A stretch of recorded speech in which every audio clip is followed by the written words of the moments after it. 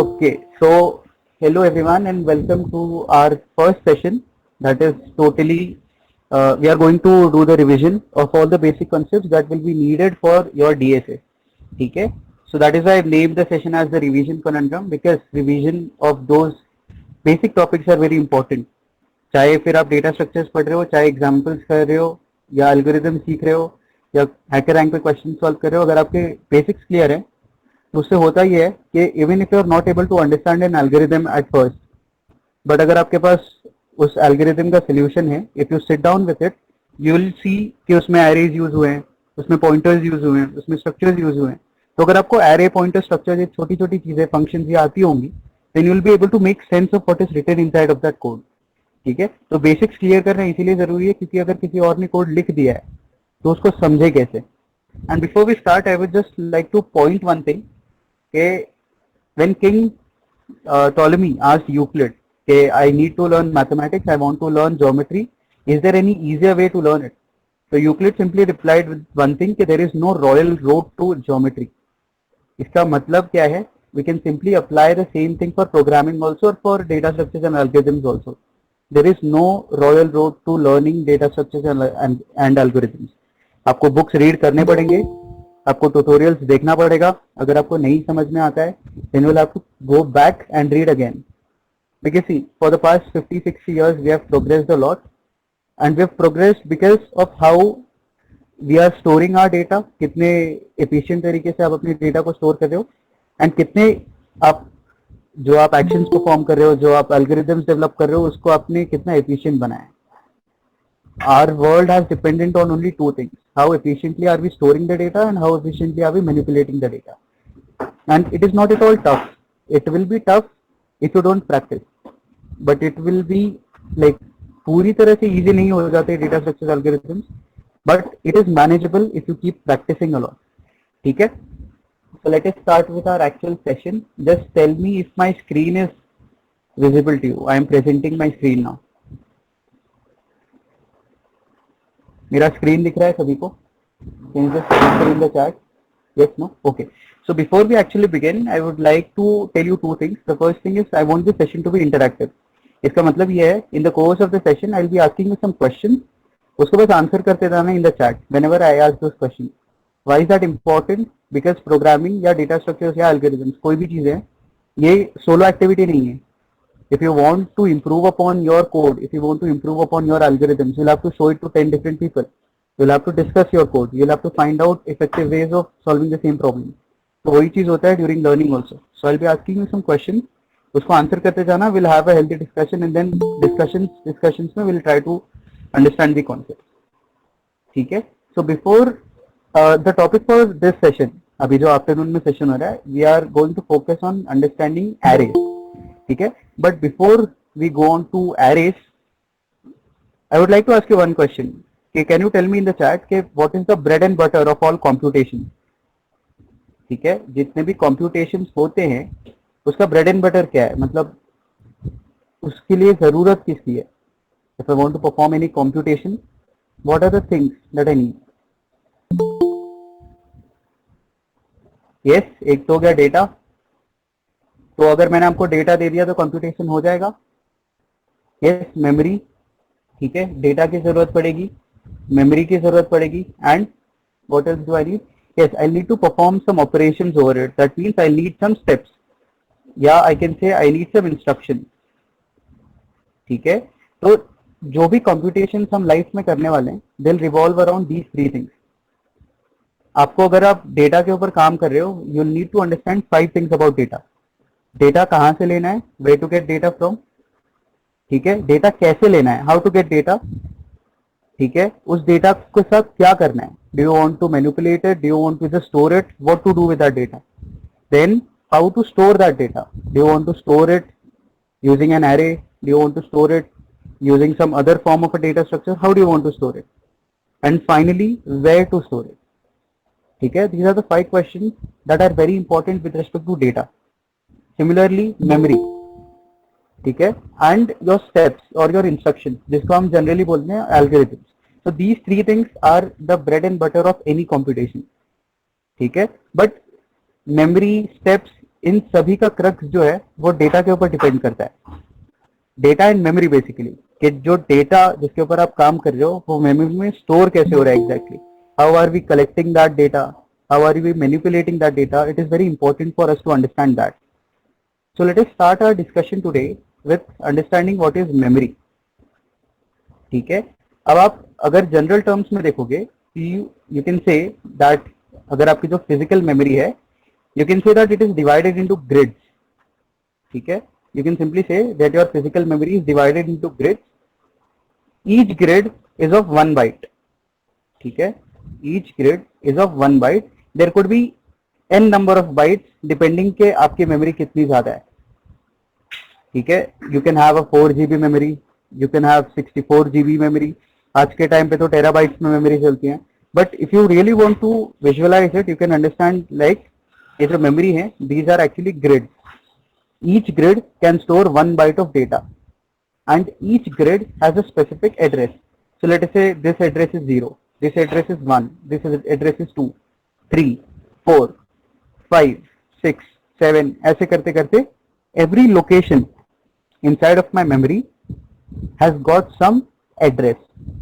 So what exactly happens whenever we are creating a program जिसके अंदर हम user से कोई डेटा ले रहे हैं या इन जनरल कोई डेटा इनिशियलाइज करके स्टोर कर रहे हैं.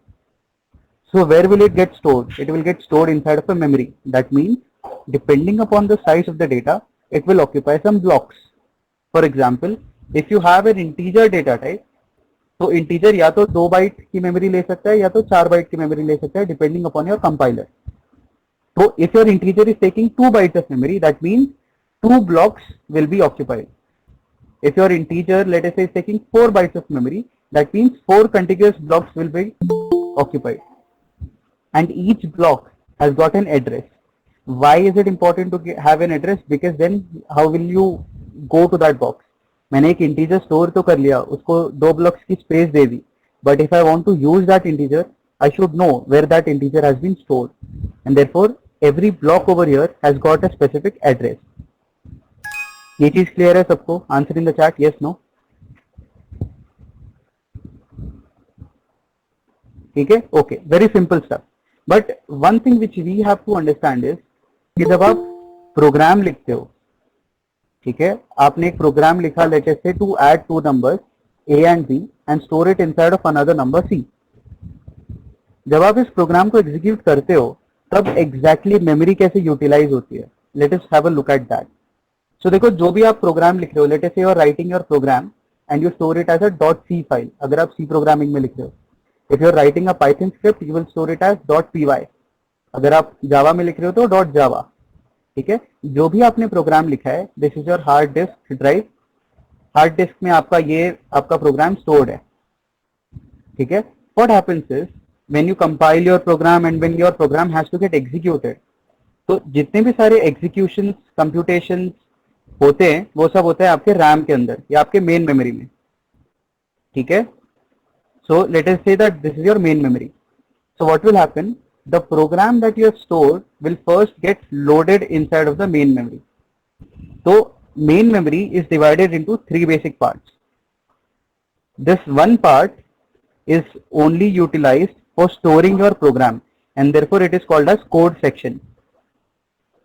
Code section में क्या होता है, आपका प्रोग्राम जो है वो मशीन लैंग्वेज में converted program get stored over here. So let us say you have written some program जिसके अंदर int main करके लिखा है, आपने सारा प्रोग्राम लिख दिया है. So what will happen, your main program will get stored over here in the code section of the main memory. Similarly, there are 2 more sections. The second section we call it heap memory and the third section we call it stack memory. अब होता क्या है exactly? What exactly happens? Let us say I have written a main. ठीक है, मैंने एक C programme लिखा है and I would write it like this, int main. Understand this very carefully. Let us say it is about adding 2 numbers. So मैं how will I write it? Int a, b and sum. ठीक है, फिर मैं क्या करूंगा, I'll scan a, I'll scan b and I'll do c is equal to a, sum is equal to a plus b. ठीक है, this is sum. And then I'll print the sum value, return 0 and then my program will get over. But what exactly is happening? ठीक है, what exactly is happening? जब आपका program compile हो रहा होता है, ठीक है, अंडरस्टैंड दिस वेरी केयरफुली, जब आपका प्रोग्राम कंपाइल हो रहा होता है तो at the time of compilation only it will be checked कि how much space does your program require. So during compilation, the compiler will see that you require 3 integers, a, b and sum. ठीक है? So during compilation only, your compiler saw that this program requires 3 integers, a, b and sum. तो जितने भी programme में आप variables declare करते हो, जिसको आप कंपाइल करते हो, और कंपाइलर कंपाइलेशन टाइम के समय देख लेता है कि these are the variables that are required. All these get stored inside of stack. ठीक है, तो स्टैक मेमोरी में कैसे स्टोर होंगे? This is A, this is my B and this is my sum. ठीक है, तो what exactly is happening? These the compiler knows that it requires 3 integers, integer a, integer b and integer sum, and therefore before actually executing the program, the compiler knew that it requires 3 integers, and therefore it allocated those 3 integer spaces a, b and sum inside of stack. इसीलिए हम बोलते हैं this type of memory allocation is called as static memory allocation. Static memory allocation, because what is exactly happening? The compiler knows that it requires 3 integers beforehand during compilation only. ठीक है, and whatever variables या whatever space you require, whatever variables you are declared, उनको जो space allocate होगा वो कहाँ पे store होता है? It gets stored inside of your stack memory. ठीक है, अब उसको stack क्यों कहते हैं वो आगे जाके देखेंगे, बट यहां तक चीजें समझ में आई आपको? Are you getting this? Whatever variables you are going to declare inside of your program will get stored inside of your stack memory. So now the obvious question is, जब stack में आप store कर रहे हो सारी चीजें, तो what is this heap for? Heaps are your resources. ठीक है, heap is a resources. For example, let us talk about a printer. ठीक है, your printer is a resource, your scanner is a resource. So what will happen? जब आपको कोई चीज print करनी है, when you want to print a form, when you want to print a doc, only at that point of time you will give some instruction to a printer, you will use that printer and then you will leave that printer alone. या scanner देख लो, whenever you need to scan something, you will go to that scanner, you will perform all your scanning operations and then you leave that scanner aside. So these are called as resources. जब आपको जरूरत पड़ती है तब आप उसको use करते हो, एंड देन आपकी जैसे ही आपके ऑपरेशन खत्म हो जाते हैं, आपकी जरूरतें खत्म हो जाती हैं, आप उसको छोड़ देते हो. So heap memory acts like a resource to your program. Generally जब आप प्रोग्राम कोई लिखते हो, उसके अंदर यूज होने वाले वेरिएबल्स वो स्टोर होते हैं हमेशा स्टैक में. But there are some times when you want to process things faster. ठीक है, at that point of time, या there are times when you want to change things. मतलब जब हम पॉइंटर्स सीखेंगे तब बात करेंगे कि हीप एग्जैक्टली कर क्या रहा है. But for now you just understand that heap is like a resource and heap is faster than stack. तो हीप के अंदर जब we have to declare any variable, तब हम पॉइंटर्स का यूज करेंगे. So this is why pointers are actually use. अगर आप डिक्लेयर कर रहे हो int a, b and sum, you are actually storing them inside of stack. But you know that heap is a resource, heap is faster than stack, so there will be times when you will be required to use heap memory, and at that point of time you will use a pointer to access the heap memory. यहां तक चीजें समझ में आ रही हैं, और उसको हम बोलेंगे डायनेमिक मेमोरी एलोकेशन. तो स्टैटिक मेमोरी एलोकेशन क्या था? आप प्रोग्राम में वेरिएबल्स लिख रहे हो, कंपाइलेशन के समय the compiler understands where do have to store it and therefore it will be stored inside of stack. That is static. Dynamic क्या होता है? Dynamic में you will use a pointer to get hold of some memory inside of heap. ये चीज समझ में आ रहा है सबको? Answer in the chat, yes, no. Are you getting this? Okay. So let us just talk about how stack works. ठीक है? Let us see how stack works. Let us say this is my entire memory. ठीक है, तो सबसे पहला जो section है that is your code section, then comes your heap, and then this is your stack. So this is stack, this is heap, and this is your code section. Let us say I have written a function to add two numbers. तो ठीक है, तो what will I do? Void add. Function detail में देखेंगे, no issues, don't worry अगर नहीं समझ में आ रहा तो. We'll take two parameters int a and int b. ठीक है, उसके बाद क्या करेंगे, int sum यहीं पे डिक्लेयर करेंगे is equal to a plus b and then we will print the value of sum. ये हो गया मेरा फंक्शन. इस फंक्शन को कॉल कहाँ करेंगे हम, मेन में. So what will we write? We'll write int main. ठीक है, यहाँ पे भी will write int x and y. You'll take the value of x and y from the user using scanf. Then you will call this function add function. ठीक है, ठीक है, उसके अंदर you will pass these two variables x and y. इसको एक result में store करना है, तो x and y तो है, लेकिन यहाँ पे साथ में आपको एक रिजल्ट भी डिक्लेयर करना पड़ेगा and you will store it inside your result. This is generally you will not be using result over here. Why? Because यहाँ पे प्रिंट कर रहे हैं सीधा, so result will not be needed. You'll have x and y. You'll take those x and y. You will call the add function, and the add function will take x and y, process it over here and print it over here. ठीक है, ये मेरा basic एक function है. Now let us see how exactly things are going to work. सबसे पहले क्या होगा, your entire code will get stored inside of the code section. तो आपका जो मेन फंक्शन आपने लिखा है, that will get stored. Your add function that you have written, that code entire will get stored. This add will be called inside of your code section. This main function will also get called inside of the code section. ठीक है, यहां तक कोई doubt? अभी तक क्या हुआ उसमें कोई doubt? Answer in the chat, yes, no. That code will be stored in machine code. Yes, it will be stored in machine code. ठीक है, उसके बाद फिर उसको बाइनरी में कन्वर्ट करके एग्जीक्यूट करेंगे. ठीक है, ओके. अब होगा क्या, your control goes to main first. आपका जो प्रोग्राम एग्जीक्यूशन है वो हमेशा मेन से शुरू होता है. तो मेन में आप आए, आपने देखा कि आपको दो इंटीजर्स चाहिए x and y. Now you know कि जो भी चीजें, जो भी वेरिएबल्स मुझे लगने वाला है, वो कहाँ पे मैं उसको इनिशियलाइज करूंगा, कहाँ पे वो स्टोर होंगे. It will be getting stored inside of stack. तो स्टैक में क्या होगा, since there is a function also, but control सबसे पहले मेन के पास गया, तो स्टैक में there will be further division. ठीक है, there will be further division. This is entire stack. Stack में there will be division.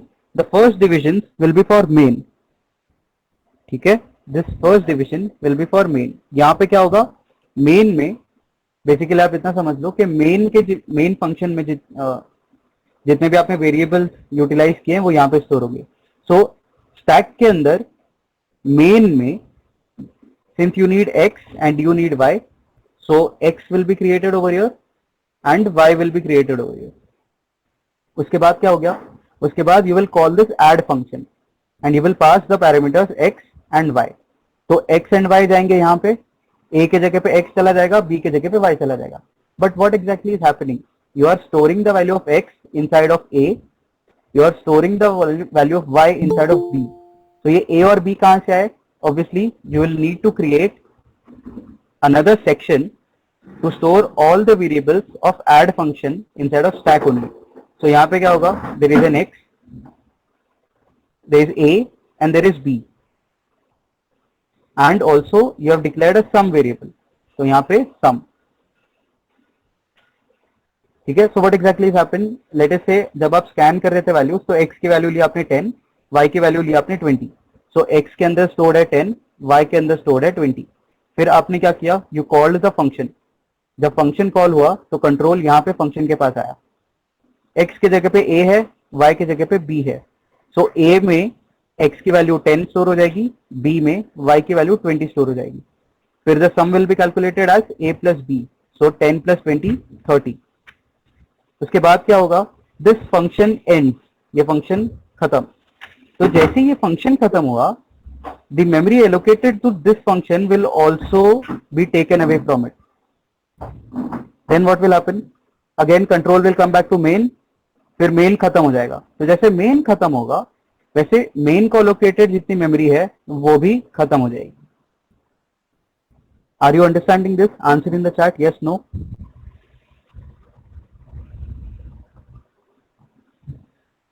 Yes, ठीक है। तो सबसे पहले क्या हुआ, लेट अस समराइज। मेन के पास कंट्रोल गया, मेन में लगने वाले जितने भी वेरिएबल्स थे उसका एक सेक्शन बना, एक्स और वाई स्टोर हो गए सारी चीजें। फिर फंक्शन को ट्रिगर हुआ, function got called, function itself has its own variable a b and sum, तो a b and sum got created, all the functions of this add function was performed। जब वो फंक्शन सारे खत्म हो गए, add function का काम खत्म हो गया, तो मेमोरी एलोकेटेड टू ऐड, वो सब like all those memory was freed. फिर कंट्रोल वापस से मेन के पास गया, जब मेन खत्म हुआ, दैट इज जब रिटर्न 0 आया, उसके बाद मेन को एलोकेटेड सारी मेमोरी भी खत्म हो गई। Are you getting this? So if you see, ये लेटेस्ट से मान लो मेरी स्टैक मेमोरी है, ठीक है। If this is my stack, तो व्हाट वाज हैपनिंग, सबसे पहले कंट्रोल था मेन के पास, फिर वो कंट्रोल गया ऐड के पास, फिर कंट्रोल ऐड से आया वापस मेन के पास, and finally main got completed. So अगर कंट्रोल मेन के पास था सबसे पहले, सो व्हाट हैपेंड, स्टैक में मेन को, मेन के वेरिएबल स्टोर करने के लिए जगह बना, फिर कंट्रोल गया ऐड के पास, तो व्हाट हैपेंड, ऐड को स्टोर करने के लिए जगह बना, then add got executed, so this space was released, then main got executed, so this space was released. If you remember your DSA lectures, there is something called as a stack, जिसमें it is called as what? LIFO, last in first out। तो यहाँ पे last कौन आया, add, तो सबसे पहले कौन निकलेगा, add। फर्स्ट कौन आया, मेन, इसीलिए वो लास्ट में निकलेगा, and therefore that is the reason we call it as stack, क्योंकि ये स्टैक डेटा स्ट्रक्चर जैसा काम कर रहा है। सबसे पहले मेन के पास कंट्रोल था, तो मेन के सारी वेरिएबल्स के लिए जगह बनी, फिर मेन से कंट्रोल गया ऐड फंक्शन के पास, तो ऐड फंक्शन के लिए जगह बनी, तो अब ऐड पहले रिलीज होगा, इसलिए add got release first, and then main will get release, इसलिए main got release first. Since it is following the structure of a stack, we call it as stack memory. यहां तक चीजें समझ में आ रही है? Answer in the chat, yes no? Yes, ठीक है। So this is how statically we will allocate things. अब यू विल बी आस्किंग के हीप में ही क्यों नहीं कर रहे हैं सब कुछ? We'll come to that. When we'll be talking about pointers, we'll be talking about why we are not using just heap, because एक चीज समझ लो, heap is a resource. It is as good as saying कि if I can use a printer, why shouldn't I use the printer at all times? So that makes no sense. आपको printer की आप तभी we will be using the printer when you actually need it. And this is how things are like, you know, this is how things are made. आपके code के अंदर जितने भी आपको मेमोरी यूटिलाइज करनी है, आप स्टैक में करो, जरूरत पड़ने पर आप हीप को यूज कर लेना। Why is that necessary to do? Because heap is faster. तो क्या होगा, अगर और भी बहुत सारे एप्लीकेशन है, सिर्फ आपका सी प्रोग्राम थोड़ी रन हो रहा है कंप्यूटर पे, there are 10,000 20,000 processes running at the same time, तो उनको अगर किसी को जरूरत है तब तक वो हीप यूज कर रहे होंगे। आपको जरूरत पड़ेगी तो आप मांग लेना, वरना आपको जितना स्टैक मेमोरी दिया गया है कंपाइलेशन के टाइम पे उतना आप यूटिलाइज करो। Are you getting this? Answer in the chat, yes, no? ठीक है, things are very logical, ठीक है, कोई टेंशन की बात नहीं है। Now, the question is कि ठीक है, मैं जब प्रोग्राम लिखता हूं तो I can access stack, but अगर मुझे heap एक्सेस करना है तो क्या करना पड़ेगा? So to access heap, we'll have to use pointers. How to do that? We'll study in pointers in detail, but एक basic structure समझ लेते हैं कि कैसे heap मेमोरी को यूटिलाइज करेंगे। So let us say this is my code section, this is my heap section, this is my stack section, ठीक है। So inside of your int main, ठीक है, what happens is, देखो, सबसे पहली बात, your code can access the entire stack, but your code section cannot access heap memory. Therefore, you will have to create some structure, some pointer, which will point towards memory inside of heap. Are you getting this? आप directly heap को access नहीं कर सकते, तो आप क्या करते हो, हीप में मेमोरी बनाते हो, बट आप उसको एक्सेस कैसे करोगे? Using a pointer. A pointer will point towards a memory location inside of heap, and using that pointer you will be accessing all the entire memory that you have utilized inside of heap. Are you getting this? Answer in the chat, yes, no? ये चीज समझ में आ रहा है? Okay, so how exactly are things going to work? But उसके पहले let us just have a basic understanding of what is heap. DSA में heap पढ़ने वाले हैं, बट हीप का मतलब एग्जैक्टली क्या है? Heap simply means a pile, ठीक है? When things get piled up they becomes heap. Like for example this is a heap. अब हीप जो है इट कैन बी सॉर्टेड और इट कैन बी अनसॉर्टेड, ठीक है? सॉर्टेड का मतलब क्या है? लेटेस्ट से आपने कुछ नंबर्स की हीप बनाई, तो आप उसको कैसे सॉर्ट कर सकते हो कि नीचे से ऊपर असेंडिंग ऑर्डर होगा या ऊपर से नीचे असेंडिंग ऑर्डर में मैंने स्टोर किया है, भले वो हीप है, ठीक है? तो this is like sorted. But unsorted मतलब नंबर आए किसी को कहीं भी स्टोर कर दिया विदाउट ऑर्डर, ठीक है? तो आपका जो हीप मेमोरी है, ठीक है, तो आपका हीप मेमोरी है, it is not sorted memory, it is unsorted memory, ठीक है? वो सॉर्टेड नहीं होता, वो अनसॉर्टेड होता है, वो स्कैटर्ड होता है. इसीलिए जब उसकी जरूरत होती है सिर्फ तभी हम उसको यूज करते हैं. Since it is unsorted, since it is scattered, we only use it whenever we require it. Are you getting this? Please answer in the chat yes no. ठीक है? तो मान लो मुझे हीप को एक्सेस करना है, तो मुझे ये चीज पता है कि मैं हीप को डायरेक्टली एक्सेस नहीं कर सकता. सो what will I do? I will create a pointer, late us से int star p. This is how you create a pointer. Star p लिखा मतलब क्या? p is a pointer. Pointer क्या करता है? Pointer is capable of storing an address and उसका data type क्या है? It is an integer pointer, ठीक है? मतलब it can store address of N integer. तो now very simply this pointer I have declared inside of my main. So just tell me where will this pointer be stored? Answer in the chat. अगर आपने logically सारे discussions अभी तक follow किए हैं, where will the pointer get stored? Yes, the pointer will get stored inside of stack. क्यों? क्योंकि मैं इसको यहाँ पे डिक्लेयर कर रहा हूँ, ठीक है? जैसे मैं int a डिक्लेयर कर रहा था तो वो a पॉइंट जो है वो स्टैक में स्टोर हो रहा था. Similarly, if I am declaring a pointer, the pointer p will get stored inside of stack. अब मुझे क्या करना है? मुझे हीप में मेमोरी क्रिएट करनी है, ठीक है? मुझे हीप में मेमोरी क्रिएट करनी है. Let us say I need 4 blocks of memory. So how is it created? You can use malloc, ठीक है?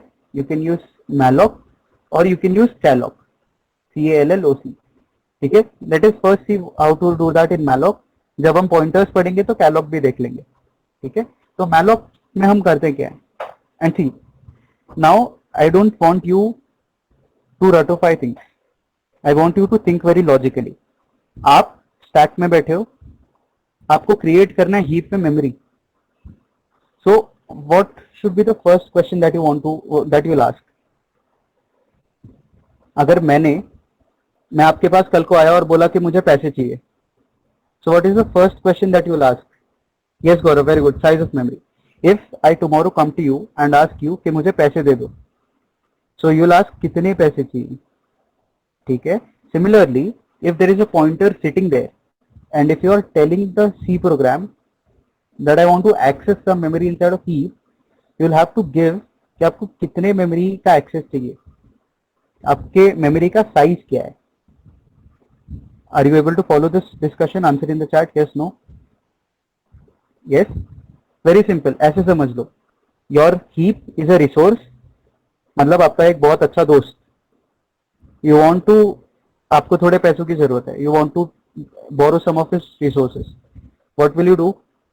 You will simply tell. आप सीधे जाके उससे मांग नहीं सकते, तो आप क्या करोगे? आप अपने दूसरे दोस्त को बोलोगे, कॉमन फ्रेंड को, कि भाई उसके पास से थोड़े पैसे लेके दे देना, मैं तुझे रिटर्न कर दूंगा. So that person will ask कितने पैसे चाहिए, ठीक है? Just follow the discussion logically. So what I will say, inside of malloc, I will say, see I need, let us say I need 4, I need to store 4 elements. But अब ये होगा कि 4 elements कौन से? Let us say you want to store 4 integers. So I will say 4 into size of int. इसका मतलब क्या है? देखो, integer can take 2 bytes or 4 bytes depending upon your compiler.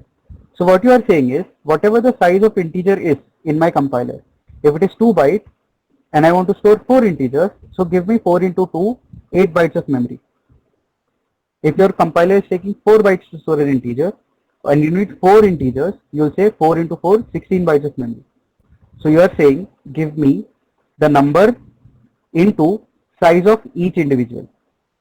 अब होता ये है कि malloc जो है, malloc उसमें आपने लिख दिया इतनी साइज की मुझे मेमोरी चाहिए, ठीक है, so it will return a null pointer. ये चीज समझ लो, if you are using malloc it will return a null pointer. But आपका पॉइंटर क्या है? आपका पॉइंटर है इंटीजर, ठीक है, इसीलिए आप क्या करोगे, आप उसको टाइप कास्ट करोगे and you will write int star. Okay, again understand this. malloc के अंदर if you have written malloc 4 into size of int, it will return a null pointer pointing towards whatever memory has been created. एक null pointer देगा आपको, but आपका जो pointer है वो integer है, तो आप क्या करोगे, उसको टाइप कास्ट कर दोगे इंटीजर में एंड उसको स्टोर कहाँ करोगे? पी के अंदर, जो आपने पॉइंटर क्रिएट किया था. मान लो आप कैरेक्टर पॉइंटर्स पे काम कर रहे थे तो आप ऐसे लिखते कैर स्टार, ठीक है. अगर आप फ्लोट्स पे काम कर रहे हो तो आप ऐसे लिखते हैं फ्लोट स्टार, ठीक है. तो इससे ये चीज समझ में आता है कि जो नल पॉइंटर है उसको आप टाइप कास्ट किसी भी फॉर्म में कर सकते हो, इसलिए वो नल पॉइंटर है. नल पॉइंटर का खुद का डेटा टाइप नहीं होता, यू कैन टाइप, मतलब it is null, you can type cast it into any data type, ठीक है. ये चीज क्लियर है? Answer in the chat, yes no. ठीक है, okay. So what exactly is happening over here? You created a pointer p जिसका खुद का कुछ एड्रेस होगा. लेट अस से इसका खुद का एड्रेस है 100, p का एड्रेस इज 100. आपने 4 इंटीजर्स के साइज का स्पेस बनाया हीप के अंदर. लेट अस से उनका भी होगा कुछ, लेट अस से 500, 502, लेट अस से इंटीजर 2 बाइट्स ले रहा है तो 504, 50246. This p is a pointer, meaning it can store only addresses. So ये जो आपने p के अंदर स्टोर किया है, it is an address of the space that you have created. So this is what? Address of the space created in heap. तो heap में 500 से आपने स्पेस बनाना शुरू किया, तो p के अंदर क्या स्टोर होगा? 500. Are you getting this? ये चीज समझ में आ रहा है सबको? Answer in the chat, yes no. Yes, okay. तो when will be studying pointers, तो हम देखेंगे कि डी रेफरेंसिंग कैसे करते हैं, मतलब उस पॉइंटर में जो एड्रेस स्टोर्ड है. यस गौरव, डायनेमिकली अगर आप कोई भी मेमोरी एलोकेट कर रहे हो तो it will get stored always inside of heap. It will never get stored inside of stack. ठीक है, that is why I am saying कि आप डायनेमिकली मतलब रन टाइम पे आप एक मेमोरी एलोकेट कर रहे हो तो वो स्टैटिक नहीं है, it is dynamic and therefore you will use your resources. अब ऐसा थोड़ी है कि आप हर बार अपने दोस्त से ही पैसे मांगते हो. You will ask money from your parents only, but in drastic times when you don't have money, at that time only you will ask money from your friend. It is as simple as that. So for your program, general program, you will utilize stack, but if it is very desperate, then you will go to your heap, dynamically allocate a memory and then access that memory. ठीक है, मान लो ये मेरा pointer है p, it is pointing towards some of this let's say ये एक array है, array को पॉइंट कर रहा है. This array stored inside of heap, obviously dynamically allocated था, and this pointer is stored inside of stack, क्योंकि ये मैंने प्रोग्राम में इसको इनिशियलाइज किया था. ठीक है, so now what happens is, since your dynamically allocated memory is a resource, that means you can not take it for granted. इसका मतलब क्या है, अगर आपने एलोकेट किया है डायनेमिकली मेमोरी, देन आपको उसको फ्री करना पड़ेगा. So one logical thing that you can do is, देखो व्हाट पीपल थिंक इज कि अगर मैं p को फिर से नल कर देता हूं, इसके पहले मैंने क्या लिखा था, p is equal to int star malloc जो सब लिखा था. सो इससे p क्या कर रहा था, p was pointing towards a space inside of heap. But अगर मैं p is equal to null कर देता हूं तो p तो किसी चीज से पॉइंट नहीं करेगा. दैट मीन्स p अब किसी चीज को पॉइंट नहीं कर रहा है. But now tell me, have you actually freed this memory inside of heap? Try to answer this in the chat. अगर आपने p को नल कर दिया तो क्या आपने एक्चुअली फ्री कर दिया हीप मेमोरी को? No, you haven't. What you have done is you are simply not able to access it now, but you have not freed it. So if you want to free, तो आपको क्या use करना पड़ेगा? You'll have to use free and you'll have to write p inside. तो free p क्या करेगा? जो भी आपने मेमोरी हीप में एलोकेट की थी उसको फ्री कर देगा. Yes, इसीलिए always remember whenever you are using dynamic memory allocation to get hold of any memory inside of heap, you will always have to write free to free that amount of memory. Are you getting this? Answer in the chat. ठीक है. It is just like saying अगर आपने आपके दोस्त से resources बोरो किए हैं, पैसे बोरो किए हैं, और कल को आप सुबह उठ के बोलते हो कि तेरे खाता बुक में 0 हो गया वैल्यू, तो उससे आपके मन में 0 है, बट उसके पास अभी भी उसको पता है कि आपने उससे 500 रुपए लिए थे. Similarly, if you have not freed it, if you have not freed the memory that you have taken from the heap, that memory will still be there. It is just that you are not pointing it. ठीक है. So if you are taking any resources from the heap, make sure that you free it. क्या यहाँ तक चीजों का discussion clear है? Answer in the chat please. Yes, no. Yes, ठीक है. तो अभी तक क्या देखा? डेटा स्टोर कैसे होता है, प्रोग्राम रन करते समय things get stored inside of stack. It is called a static memory allocation. But if I want to access any memory inside of heap, then what I'll do? I'll simply use a pointer. So I'll create some memory inside of heap. I will use a pointer to point towards that memory. And जब उसका काम खत्म हो जाएगा तो मैं उसको free कर दूंगा. This is how things actually work. आपका पूरा कोड स्टोर होता है रैम के अंदर. ठीक है. आप इसीलिए सोचो ना कि whenever we are writing lengthy pieces of code, why is it said कि आप ट्राई करो? Because your RAM is not infinite. 4 GB है. ठीक है. मर पर 10 है. उसके ऊपर से एंड्रॉइड स्टूडियो भी चालू कर दिया है, तो पीसी तो मतलब जलने वाला है. ठीक है. So that is why we say that you have to utilise your RAM very efficiently, because everything ऐसा नहीं है कि चीजें एब्स्ट्रैक्ट चल रही हैं. अगर आप सोच रहे हो कि चीजें एब्स्ट्रैक्ट चल रही हैं, then that means you are not able to visualise what is happening inside of the hardware. क्योंकि सॉफ्टवेयर की कैपेबिलिटीज इनफाइनाइट है, बट हार्डवेयर आपके पास बस फाइनाइट है. एक छोटा डब्बा पड़ा है 1 टेराबाइट का, बट वो हार्ड डिस्क ड्राइव है, और 4 GB का रैम पड़ा है जिसके ऊपर 50,000 प्रोसेसेस एक टाइम पे चलने वाले हैं. ठीक है. It is a very big world inside of the hardware. But यहाँ तक चीजें समझ में आई? Please answer in the chat yes, no. ठीक है. Okay. So since you understand this, let us move on to the important topic of the day, that is arrays. ठीक है. एरेज. अच्छा, एरेज के पहले let us quickly go through some of the data types. See, there are 2 types of data types जो है उनको मैं 2 type से क्लासिफाई कर सकता हूँ. One is scalar. स्केलर मतलब क्या? They are capable of holding only 1 element. तो आपका जो इंटीजर है, या आपका फ्लोट है, या आपका लॉन्ग है, डबल है, कैरेक्टर है, ये सारी चीजें क्या करती हैं?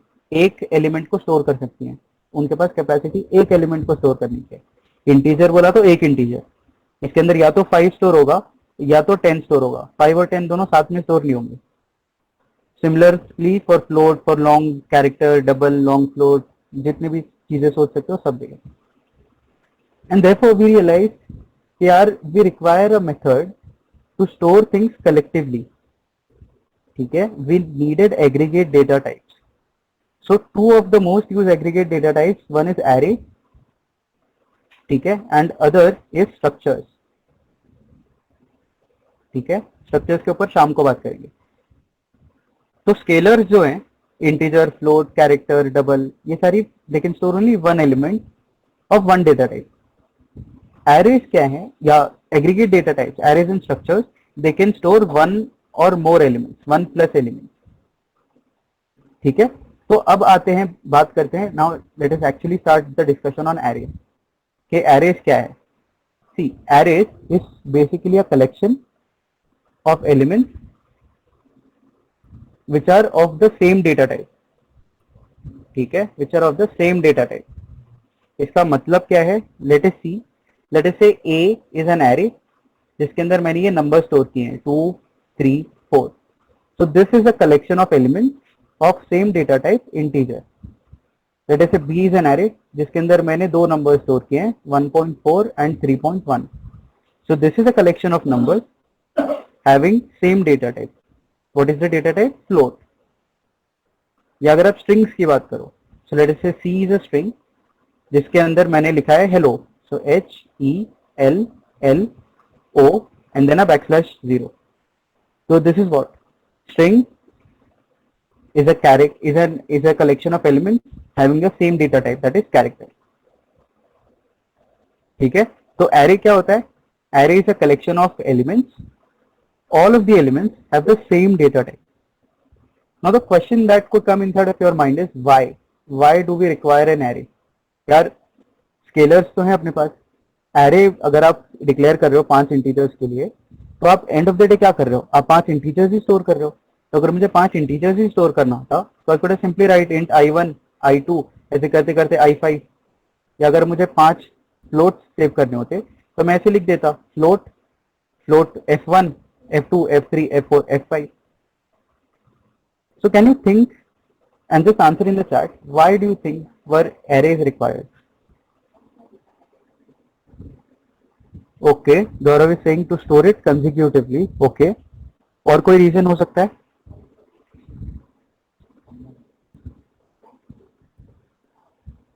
रोशनी saying memory consumption is more. ना memory consumption तो उतनी हो रही है. अगर आप 5 अलग अलग इंटीजर्स बना रहे हो तो लेट से वो 2-2 बाइट ले रहे हैं, तो 5 अलग अलग इंटीजर्स.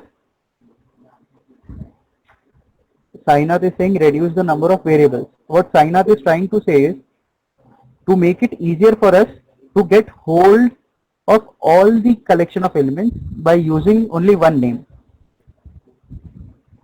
समझ रहे हो? Like for example, let us say you are in second year SEIT and let us say A division. ठीक है, तो SEIT A division अगर HOD सर ने कुछ एप्लीकेशन कुछ साइन करने के लिए दिया, ठीक है, so what exactly are we doing? HOD sir will pass it for SEIT A division. So HOD sir ऐसा थोड़ी करेंगे कि SEIT में आएंगे और एक एक इंसान को अलग अलग इंडिविजुअली उठाएंगे. He will simply say this is applicable for SEIT A. ठीक है, so what am I trying to say is why did we require an array? The first reason is, देखो मान लो अगर 1000 एलिमेंट्स मुझे डिक्लेयर करने पड़ते, अगर मुझे 1000 एलिमेंट्स डिक्लेयर करने पड़ते तो मैं I1 I2 I3 I4 I5 ऐसे करके I1000 तक करते करते, ठीक है, 2 घंटे लग जाते मुझे डिक्लेयर करने के लिए. उसके बाद उनको कॉल करने के लिए हर बार एक नया I1 को कॉल करना है I1, I100 को कॉल करना है I100, I200 को कॉल करना है I200. उसको याद रखने के बहुत झंझट है. ठीक है, वन थिंग इज दैट कि if there are a lot of integers how would I remember them. And second thing is, देखो होता ये है कि व्हेनेवर यू आर डिक्लेयरिंग, ठीक है, मान लो दिस इज योर स्टैक, ठीक है, तो लेट से आपने बोला I1 I2 I3 I4 I5, तो हो सकता है I1 का कोई और लोकेशन हो, I2 का कोई और लोकेशन हो, I3 का कोई और, I4 का कोई और, I5 का कोई और. ठीक है, but what if I want to store them serially one after the other, and therefore we would use an array to store I1 I2 I3 I4 and I5 together. ठीक है, so we needed an array for continuous memory location, ताकि उनको एक line से store कर सकें. Are you getting this? Answer in the chat, yes no. समझ में आ रहा है सभी को? Okay okay. तो एरेज की जब हम बात करेंगे, ठीक है, तो 3 चीजें देखेंगे. सबसे पहले उनको डिक्लेयर कैसे करते हैं, एरे बनाते कैसे हैं, सेकेंडली उसको इनिशियलाइज कैसे करते हैं, ठीक है, एंड थर्डली उसके मेंबर्स को एक्सेस कैसे करते हैं. ठीक है, इनिशियलाइज आप एज अ प्रोग्रामर आप खुद ही कर सकते हो इनसाइड ऑफ द कोड, या फिर आप यूजर से वैल्यूज ले सकते हो. तो ये सारी चीजों पे बात करेंगे. So let us first see how to declare an array. एक array को declare कैसे करना है. Now again, I don't want you to ratify things.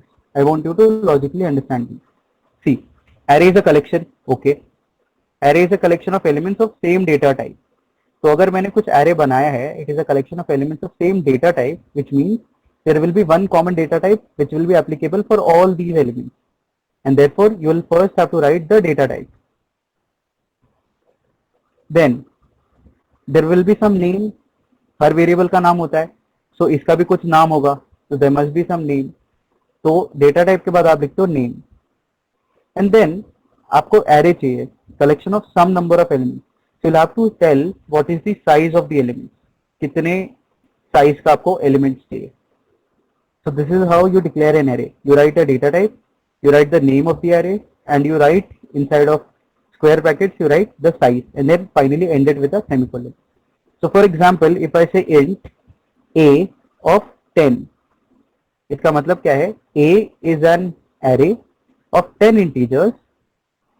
ठीक है, A is an array of size 10, all of them are integers. अगर मैं ऐसे लिखता हूँ float b of 20, it simply means that B is an array which can store 20 elements, all of which are of the type float. Are you getting this? Answer in the chat, yes, no. ये चीज समझ में आ रहा है सबको? Okay. Let me quickly go back to my online C compiler first. Just give me a second.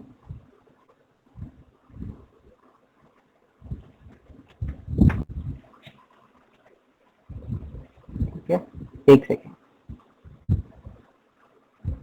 So what exactly am I doing? Let us say मैंने 3 arrays बनाए. First is of integer type, उसका नाम रखा मैंने A, and उसके अंदर size stored है 10. ठीक है, I create another array which is a float array. उसके अंदर I am calling it as B, and I am storing again 10 floats. Third array which I am going to create is of type characters. Let us say its name is C, and again it can store 10 elements. ठीक है, the first thing to write your C program is, inside your C program is hash include, उसके बाद stdio.h. ठीक है, ये हो गया integer, float, character, सब हो गया. Now I'll print the size of these. So I'll say size of A, and similarly I'll print size of B also, and I will print size of C also. तो पहले मैं A का size print करूंगा, फिर मैं B का size print करूंगा, फिर मैं C का साइज प्रिंट करूंगा. So you guys tell me, see,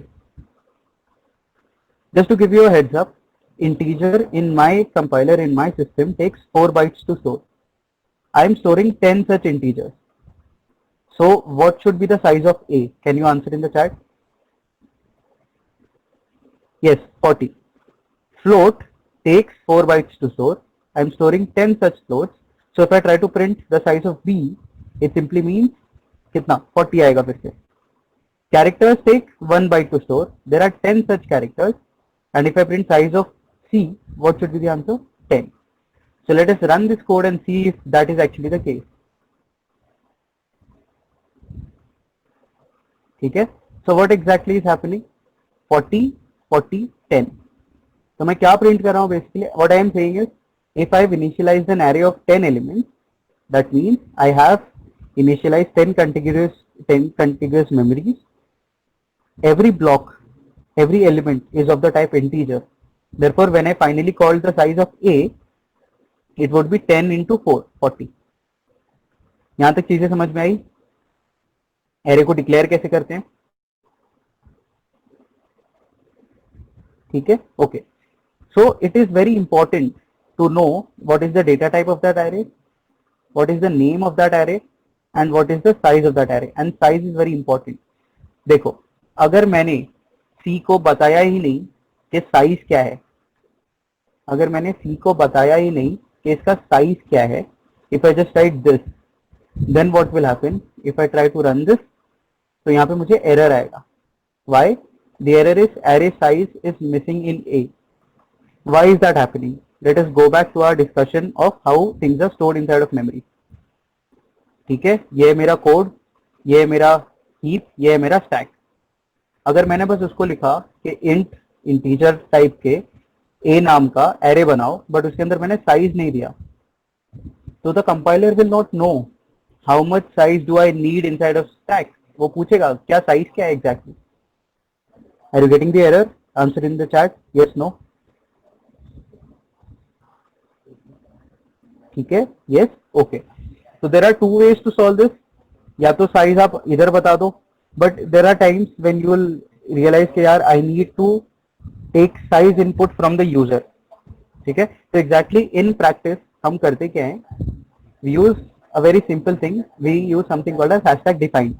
so hash define से आप कोई भी एक वर्ड को एक नंबर से डिफाइन कर सकते हो, या एक कुछ भी डिफाइन कर सकते हो. तो मैंने कहा मैक्स को मैंने डिफाइन कर दिया 100. So generally what do we do, we define a maximum value 100, 1000, 2000 जो भी है. मैं जब मेरा कोड लिखूंगा तो मैं लिखूंगा a ऑफ मैक्स. उसके बाद लेटेस्ट से कि I need to know from the user only कि कितने वैल्यूज लगने वाले हैं. So I say int n, I scan the value from the user. ठीक है, scan the value of n from the user, and then out of this max I will only use n memory spaces. इसका मतलब क्या है, just understand this like this. मुझे ये नहीं पता कि साइज कितना होने वाला है. मैंने बोला कुछ तो एक मैक्स साइज मैं पहले से डिफाइन कर देता हूँ 100. तो जब मैंने इंट a ऑफ मैक्स लिखा तो what will happen, an array a will get created which can store 100 elements. फिर मैं यूजर से लूंगा वैल्यू n. अब n जो है, अगर यूजर ने बोला 2, तो भले मैंने 100 एलिमेंट्स का a डिक्लेयर कर दिया है, मैं सिर्फ 2 यूज करूंगा. अगर यूजर ने बोला 10, तो मैं सिर्फ 10 एलिमेंट यूज करूंगा आउट ऑफ दी 100 डिक्लेयर. अगर यूजर ने बोला 100, so I will use all the 100 declared. इसके अंदर 2 ड्रॉबैक है, and I hope you can see the drawback. The first drawback is, अगर आपने जितना मेमोरी पहले से एलोकेट कर दिया है 100, उतना आप यूज नहीं कर रहे हो. 100 आपने डिफाइन कर दिया, बट आप 2 ही 3 ही मेमोरी यूज कर रहे हो. तो बाकी जितने भी सारे स्पेसेस हैं, let us say you are using only 10 out of it, so 90 into 4 कितना होता है, 360 बाइट्स यू आर वेस्टिंग. ठीक है, 360 बाइट्स में आज से 50 साल पहले रॉकेट मून पे पहुंच जाता था, and you are wasting these many bytes. ठीक है. द सेकेंड थिंग इज, अगर यूजर को 1000 एलिमेंट स्टोर करने हैं एंड आपने बस स्पेस बना के रखा है 100 का, तो फिर क्या होगा, बाकी के स्टोर ही नहीं हो पाएंगे, ओवरफ्लो हो जाएगा. ठीक है. तो how do we solve that problem, using dynamic memory allocation. इस टाइम पे हम फिर डायनेमिक मेमोरी एलोकेशन यूज करेंगे, क्योंकि यूजर से पता चलेगा जब कि कितना चाहिए वैल्यू, उतना हम डायनेमिकली फिर हीप में बना देंगे मेमोरी. क्योंकि पहले से तो यूजर ने बता के नहीं रखा है कितना चाहिए, वो रन टाइम पे यूजर बताएगा और तब हम उतनी मेमोरी हीप में एलोकेट करेंगे. Are you getting this, what I am trying to say? Answer in the chat, yes, no. ठीक है, I hope things are clear till now. तो अभी तक हमने क्या बोला, चीज how to declare a array. How to declare an array, you write your data type, you write the name of the array, and inside you write the size. अगर आप size नहीं लिखोगे तो एरर आएगा. ठीक है. Now let us see how to access the element. ठीक है, how to access the element. Access करना मतलब क्या, मान लो आपने एरे बना दिया है. Okay, let me draw it correctly. Mouse use कर रहा हूँ, so I am sorry for that. If I created an array, उसका नाम भी दे दिया मैंने ए. ठीक है, and this array can store how many, 1 2 3 4 5 6 elements. What if I want to get access to the 4th element stored inside of the array? या what if I want to get access to the 5th element stored inside of the array? So मेरे पास एक method होना चाहिए, एक numbering का method होना चाहिए, जिससे मैं इस एरे के अंदर के किसी भी एलिमेंट को एक्सेस कर पाऊं. Just like in your book. आपके बुक में क्या है, chapter number 1, chapter number 2, chapter number 3 सब स्टोर्ड है. ठीक है, चैप्टर सारे स्टोर्ड है, बट उस चैप्टर को एक्सेस करने के लिए यहाँ पे पेज नंबर लिखा होता है. Page chapter 1 starts at page 5, chapter 2 starts at page 15, chapter 3 starts at page 17, ऐसे. तो यहाँ पे हुआ क्या, आपने you have created the space 1 2 3 3 spaces. ठीक है, but you should know how to access that particular space, which page number are you on that you want to access. तो वो कैसे होता है, it is very simple. Naming of array is very easy. The counting starts at 0. ठीक है, the counting starts at 0. तो यहाँ पे the number of elements are 6. और अगर काउंटिंग स्टार्ट हो रहा है 0 से, तो this is a 0th element, first element, second, third, fourth, fifth, zeroth index, first index, second index, third index, fourth index, fifth index. ठीक है, इसका मतलब क्या है कि n अगर 6 था और हम 0 से काउंटिंग कर रहे हैं तो हम 5 तक जाएंगे। तो अगर देयर आर n एलिमेंट्स का एरे, तो इंडेक्सिंग जो है वो शुरू होगी 0 से और जाएगी n-1 तक। ये चीज हमेशा याद रखना। People forget that indexing starts at 0. They think that indexing can start at 1 also, but no. Indexing will always start at 0 and nth element का इंडेक्स होगा n-1। ठीक है, तो अगर nth एलिमेंट की आप बात कर रहे हो तो उसका इंडेक्स होगा n-1। तो अगर आप फर्स्ट एलिमेंट की बात कर रहे हो तो उसका इंडेक्स होगा 1-1 विच इज 0। तो फर्स्ट एलिमेंट का इंडेक्स है यहाँ पे 0। एलिमेंट फर्स्ट है लेकिन उसका इंडेक्स है 0। nth एलिमेंट या सिक्स्थ एलिमेंट बोलो तो first element, second element, third element, fourth, fifth, six, लेकिन उसका इंडेक्स क्या है n-1, 6-1 which is 5। Are you getting this? अच्छा, अब देखो, मान लो दो एरेज हैं, this is A array, this is B array. इसका भी 0 है, फर्स्ट है, थर्ड सेकेंड इंडेक्स है, इसका भी 0 इंडेक्स है, 1 इंडेक्स है, 2 इंडेक्स है। तो अगर मैंने सीधा बोला late us say I am a teacher teaching in your class, और मैंने बोला कि जाओ कि तुम रोल नंबर 1 को लेके आओ सेकेंड ईयर से। So your first question will be, ma'am second year A division के रोल नंबर 1 को लाना है या बी डिवीजन के रोल नंबर 1 को लाना है ना?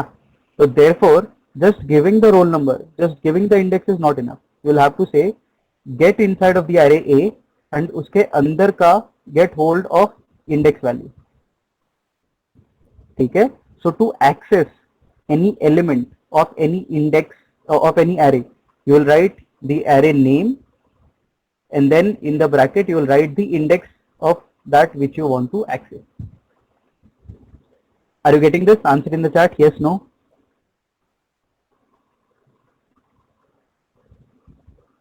ठीक है, ओके। तो अभी तक क्या देखा, एरे को डिक्लेयर कैसे करते हैं, data type, name, size. Array elements को एक्सेस कैसे करेंगे, उसका नेम लिखेंगे और जो भी इंडेक्स आपको एरे एक्सेस करना है उसको आप स्क्वायर ब्रैकेट में लिख दो। ठीक है, now the third thing that we have to understand is how to initialise value. ठीक है, how to initialise the value मतलब क्या है, मैंने अगर लिख दिया इंट ए ऑफ 5, ठीक है, इंट ए ऑफ 5, तो what have I done, I have created an array ए जो 5 इंटीजर स्टोर कर सकता है। बट अब मैं इनिशियलाइज करने का मतलब क्या है, उसके अंदर वैल्यू एग्जैक्टली कैसे स्टोर करेंगे। तो there are 3 ways of doing this, very basic 3 way. The first way is, जब आप एरे को डिक्लेयर कर रहे हो तभी आप उसके अंदर एलिमेंट्स फिट कर दो। मतलब क्या है, if I say int a of 5 is equal to, then you write inside of curly braces 0, 1, 2, 3, 4। तो इससे होगा क्या, अगर आपने 5 एलिमेंट्स का एरे बनाया जिसका नाम था a, उसके अंदर वैल्यू क्या स्टोर होगी, इसके अंदर वैल्यू स्टोर हो जाएगी 0, इसके अंदर वैल्यू स्टोर हो जाएगी 1, 2, 3 एंड 4। मगर आपने मान लो ये लिख दिया 0, 6, 2, 9 and 40, तो here will be 0, here it will be stored at 6, यहाँ पे 2 है, यहाँ पे 9 है, यहाँ पे 40 है।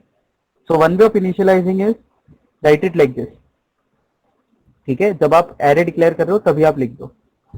ठीक है, इसका एक और तरीका हो सकता है, या आपके मन में एक क्वेश्चन आ सकता है कि अगर मैंने ऐसे लिखा int A of 5 is equal to, but मैंने सिर्फ एक ही लिखा, I have only written what should be the first element, then what will happen to all the other elements? So in that case, other elements get the value 0 entered inside them, बाकी सब में 0 stored होगा और कुछ भी stored नहीं होगा। ठीक है, are you getting this? Answer in the chat, yes, no. ठीक है, 0 और null values 0 will be stored। ठीक है, उसके अंदर कुछ stored नहीं है basically। I'll just have to check. I think nothing will be stored inside of them or 0 will be stored. I'll have to check. I'll check and I'll let you know. But there is one more way of doing it. You can simply say आप ऐसे ही कर सकते हो, int a is equal to 2 4 6 8 10। अब देखो यहां पे हो क्या रहा है, you will say that I have not return the size inside of it, मैंने साइज तो लिखा ही नहीं है। तो इस केस में क्या हो रहा है, अगर आप साइज नहीं लिखना चाहते तब आपको यहीं पे डिक्लेयर करना पड़ेगा। तो what will happen, A will take उतना साइज जितने एलिमेंट्स आपने डिफाइन किए हैं। So in that case what will happen, A will take 1 2 3 4 5, A will store 5 integers which will be 2 4 6 8 and 10। इसका ड्रॉबैक क्या है कि अगर आप साइज मेंशन नहीं कर रहे हो और यहीं पे स्पेसिफाई कर रहे हो कितने एलिमेंट स्टोर करने हैं, तो ये 6 हो गया एरे, ठीक है। तो अब आप इसमें और चीजें ऐड नहीं कर सकते, ऐड हो ही नहीं पाएगा क्योंकि जितने एलिमेंट्स आपने यहाँ पे लिखे हैं उतना ही साइज उसने ले लिया। Are you getting this, answer in the chat, yes no. यहां तक चीजें समझ में आई, एरे के अंदर चीजें कैसे स्टोर करेंगे। One more way and very logical way of storing things inside of array is like this. मान लो आपने एक एरे लिखा int a of 5, it can store 5 integer values, so this is my array a, it can store 5 values, so this location is what, a of 0, this location is a of 1, this location is a of 2, तो ऐसे करते करते a of 3 a of 4। तो आप क्या लिख सकते हो यहाँ पे, a of 0 is equal to let us say 5, तो 5 स्टोर हो जाएगा। a of 1 is equal to 10, तो 10 स्टोर हो जाएगा। Are you getting this? How are we storing things? Yes? Okay. Let us just for the sake of it, let us try to practically do it. ठीक है, let us say मैंने define कर दिया max 100 और मैंने a of max बना दिया, मतलब there are this array has 100 is made up of 100 integers। अब मैं यहाँ पे लिखता हूँ a of 0 is equal to 10, ठीक है, ठीक है। Now see what I am doing, I am printing over here, सबसे पहले I am printing percentage d a of 0 and same चीज I will print after initializing it to 10। So let me copy it and let me paste it। तो यहाँ पे मैंने किया क्या है, सबसे पहले मैं जैसे ही डिक्लेयर किया I will see what is stored inside of a of 0 and then what I will do, I will initialize a of 0 as 10 and then I will print the final a of 0 value। So if I run this code, let us see what do we get। सबसे पहले what is happening, ठीक है, what we are printing over here, अरे size of ए भी print कर रहे थे क्या, छोड़ो उसको मैं डिलीट कर देता हूँ, दैट इज वाई 100 के 400 कैसे आया वहां पे। एनीवेज, तो यहाँ पे फिलहाल a of 0 के अंदर कुछ भी स्टोर्ड नहीं है, that means it will take any garbage value, ठीक है। गार्बेज वैल्यू क्यों उठाया उसने, क्योंकि a of 0 के अंदर nothing is stored right now, so it will just take any garbage value. But उसके बाद मैंने क्या किया, a of 0 के अंदर आई हैव स्टोर्ड 10, फिर जब मैं a of 0 को प्रिंट करूंगा then the value stored inside of a of 0 is 10 which will be printed over here। Are you getting this? Answer in the chat, yes, no। How does that garbage value get allocated? See when you are creating, देखो होता क्या है ना, you just understand this like this, आपने stack में create किया, आपने a of 5 लिखा, so there are 5 memory places stored inside of stack। अब होता ये है कि उसको खाली नहीं रख सकते, ठीक है, ऐसा समझ लो कि उसको खाली नहीं रख सकते वरना कोई और उसको ऑक्यूपाई कर लेगा। So you just store some garbage value inside of it, जब उसको आप स्पेसिफिकली एलोकेट कर दोगे तब आपने जो एलोकेट किया वो स्टोर हो जाएगा। Like for example in from where I come from Uttar Pradesh में, आप अगर कोई प्लॉट बनाते हो तो आप उसको खाली नहीं रख सकते वरना आजू बाजू वाले उस प्लॉट पे कब्जा कर लेंगे, आप 10 साल के बाद आओगे उस प्लॉट के ऊपर किसी और का ही घर बना होगा। So what do, you give that plot to someone, some caretaker, some family member, ताकि आप 10 साल के बाद जब वापस उस प्लॉट पे आओ तो आपके पास वो सेफ रहे memory. Are you getting this? Answer in the chat, yes no. Gaurav समझ में आ रहा है? ओके, बस ऐसे सिंपली समझ लो इसको, ठीक है। सो अभी तक हमने क्या देखा है, we have seen three things. The first thing is how to declare an array, how to access the elements of an array, how to store things inside of an array. But अब same चीज, अगर मान लो मैंने एक array बनाई है of 1000 element, ठीक है, तो अगर मैं स्क्वायर ब्रैकेट में सारे एलिमेंट्स लिखते चला जाऊं तो 1000 एलिमेंट्स लिखने में तो जान निकल जाएगी. या अगर मैं a of 0, a of 1, a of 2 ऐसे करके भी लिखने चले जाऊं तो भी जान निकल जाएगी. तो I need a way to store values या टू एक्सेस या टू प्रिंट दीज वैल्यूज, ठीक है, effectively without me going and accessing every value. So देखो हो क्या रहा है. Let us say you have declared an array of 1000 elements, ठीक है. तो ये मेरा एरे है जिसका नाम है ए, इसके अंदर 1000 एलिमेंट्स है, ठीक है. And see what is happening, this index is starting from 0, 1, 2, 3 ऐसे करते करते इट इज गोइंग टिल 999 क्योंकि 1000 एलिमेंट्स है, n-1 तक जाएगा. So what exactly is happening? If you want to store elements inside of this, एक के बाद एक, तो सी सबसे पहले a of 0 में स्टोर करना है कुछ वैल्यू, फिर a of 1 में कुछ वैल्यू स्टोर करना है, फिर a of 2 में कुछ वैल्यू स्टोर करना है. ऐसे करते करते a of 999 में कुछ स्टोर करना है. If you notice, a ऐसे ही रह रहा है, the bracket remains same. The only thing that is changing is the value inside of the bracket. पहले 0 है, फिर 1 है, फिर 2 है, finally 999 हो रहा है. Let us say this is some value I, and this I starts at 0 and goes till n-1. अगर आपको कभी भी ऐसा कोई केस दिखे जहां पे you know the starting of something, you know the ending of something, and only that something is changing, बाकी सब वैसे ही रह रहा है, a remains the same, the brackets remain the same, the only thing changing is inside I, एक value change हो रही है ब्रैकेट के अंदर, वो वैल्यू जा रही है 0 से n-1 तक. So in all these cases, the simplest thing to use is a for loop. So what are we going to learn now? How to scan values inside of an array using a loop. ठीक है. So how to do that? Let us say I have created an array int a of 20 मान लो, फिलहाल 20 से काम चलाते हैं. What will happen? This is a, ठीक है, इसके अंदर 0th index, first index, second index, ऐसे करते करते 19th इंडेक्स तक जगह है. So what will I do?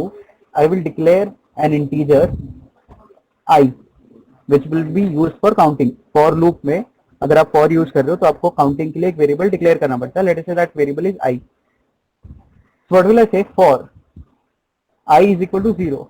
Why? Because the counting is starting at 0. I goes till 19, which is n-1. So I'll say I less than n-1. I'll do I plus plus.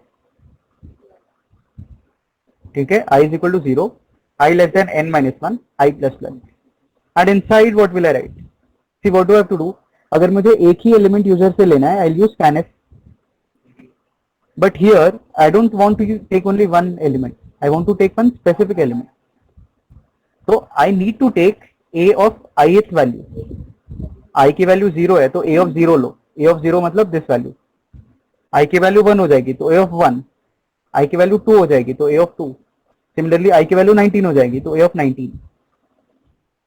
So to take user inputs, how will we do? We'll simply write a scanf. Inside we are accepting an integer value, and then we'll say and a of I.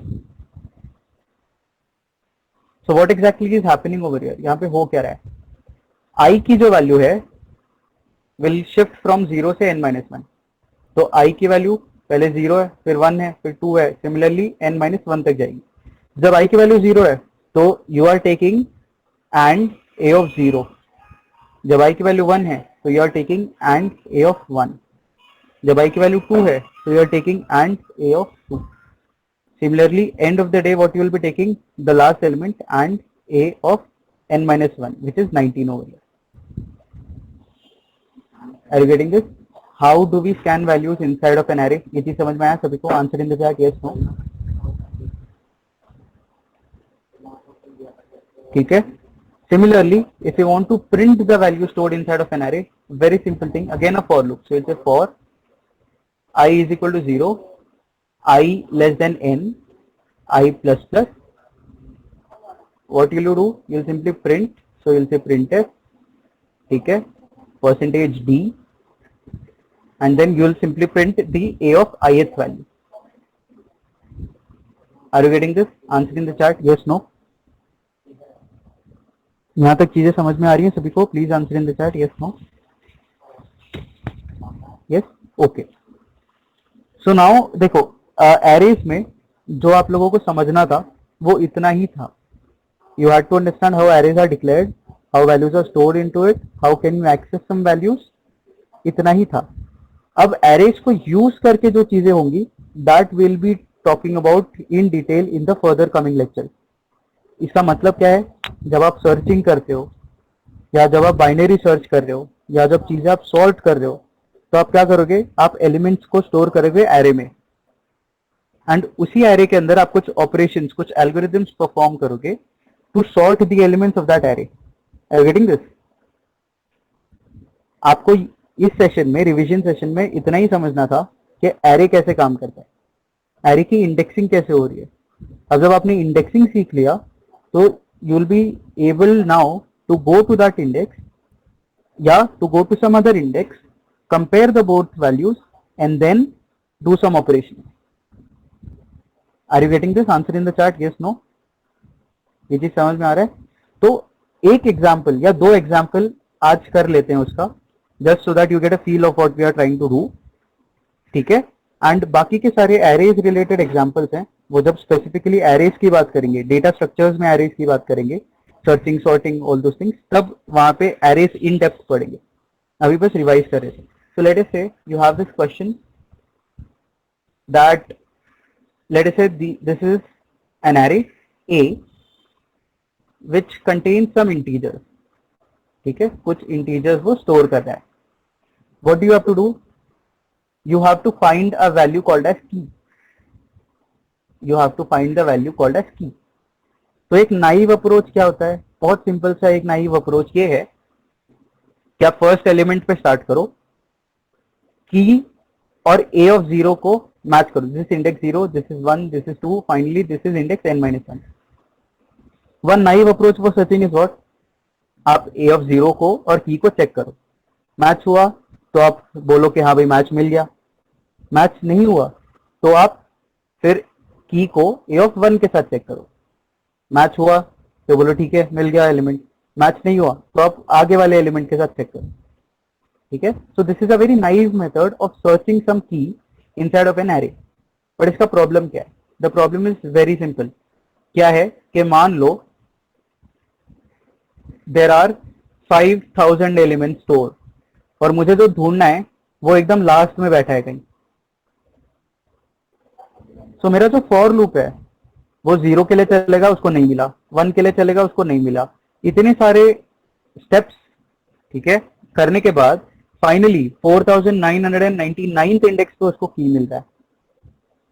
एक तो ये drawback हो गया कि अगर आपके elements बहुत ज्यादा हैं और वर्स्ट के सिनेरियो आपका ये हो गया कि जो एलिमेंट है वो एकदम एंड में स्टोर्ड है, तब आप क्या करोगे? You are wasting a lot of resources going till the end. You are scanning each element, comparing, आपको मिलने वाला तो वो एंड में है. दूसरा ड्रॉबैक ये है कि आप इसको ऑप्टिमाइज नहीं कर पा रहे हो. What do I mean by optimising?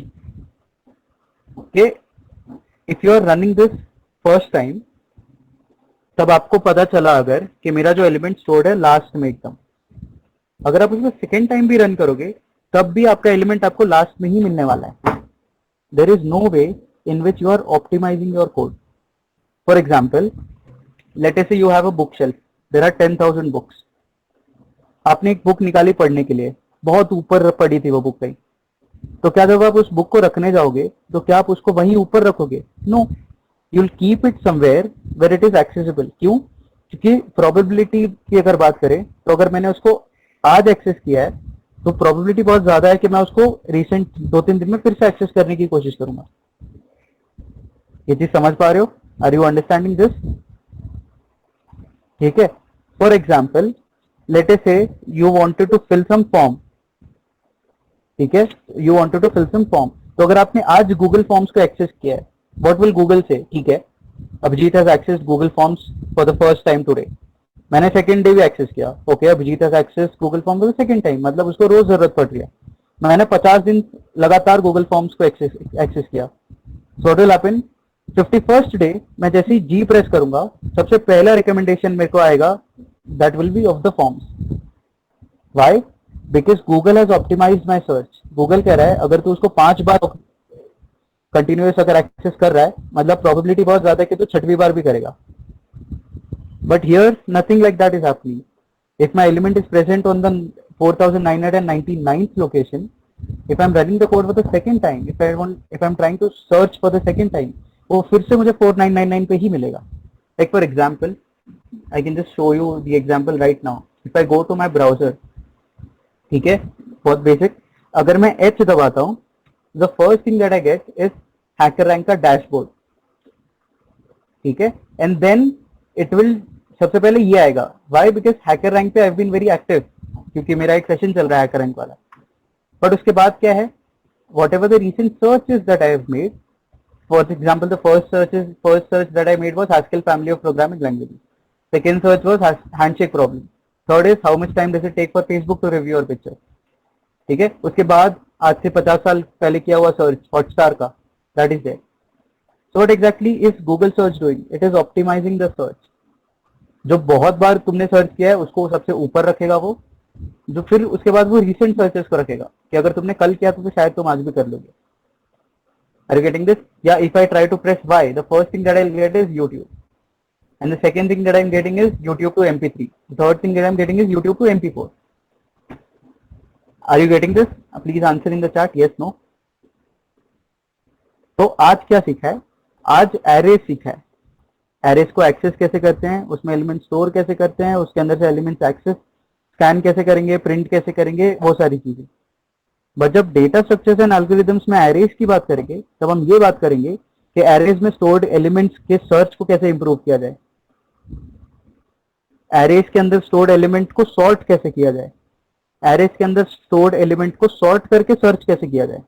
क्या सॉर्ट करके सर्च करने से एफिशिएंटली सर्च हो पा रहा है, like in case of binary search, ठीक है। Are you getting this? Please answer in the chat yes, no.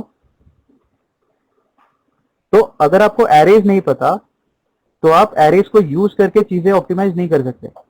तो एरेज आज जान लिया। When we'll be talking about data structures and algorithms, we'll be talking about how we will use arrays to search things, to optimize our things.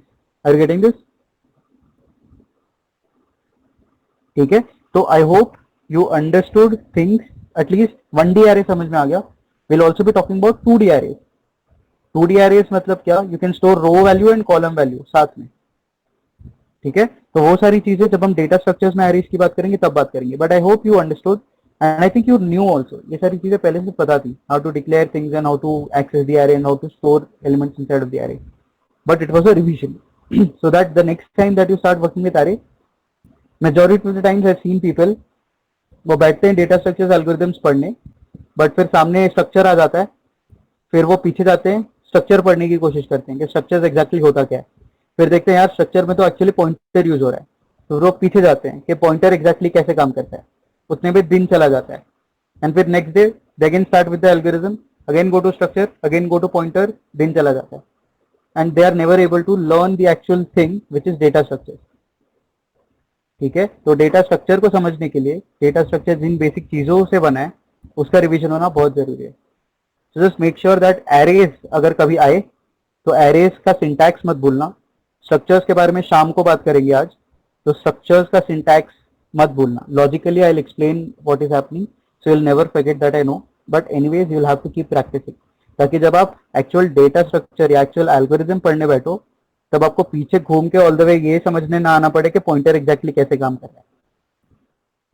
Are you getting this? Please answer in the chat yes, no. ठीक है, okay, so let me first close the recording.